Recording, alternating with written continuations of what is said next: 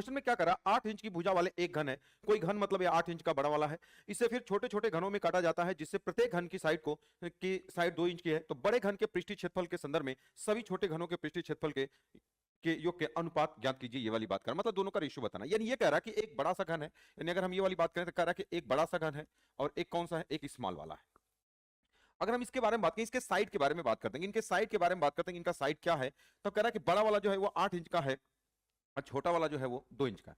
तो अब ये कह रहा बताओ इनके एरिया का जो अनुपात क्या होगा, ये वाली बात आपसे कर रहा है। तो जो बताओ जो बड़ा वाला है उसका एरिया क्या होगा, तो इनके पृष्ठीय क्षेत्रफल क्या होगा। तो देखो जो रियल वैल्यू होता है ना, देखो रियल चीजों को जानना जरूरी है लेकिन लिखना जरूरी नहीं है। इनके पृष्ठीय क्षेत्रफल क्या होते हैं, तो सभी अगर इसके बारे में अगर हम बात करें तो ये होता है 6a²। तो ये जो 6 होता है ना, ये कंप्लीट नंबर होता है, इसका कोई फर्क नहीं पड़ता क्योंकि दोनों जगह आता है। तो a² मतलब a² से मतलब होता है 18 कितना हो जाएगा, तो आपको सर 64।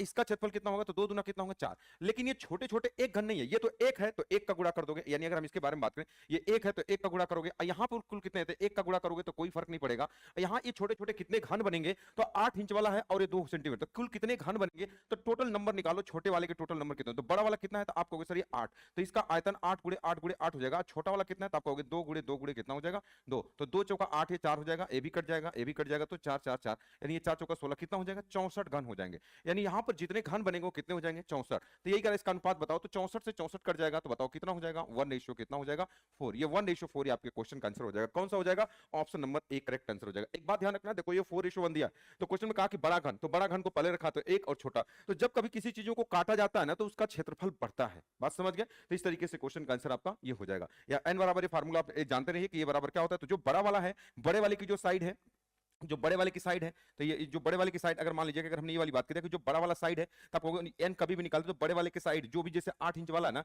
तो 8 लिखोगे, आप बटे क्या लिखोगे 2, इसी का क्या कर दोगे क्यूब, इसी चीज को आप 2 चौका 8 4 और 4 का क्यूब करके ऐसे निकाल सकते थे, 64 ऐसे भी निकाल सकते थे, कोई भी बहुत बड़ी बात इसमें नहीं है, दोनों बात एक ही है।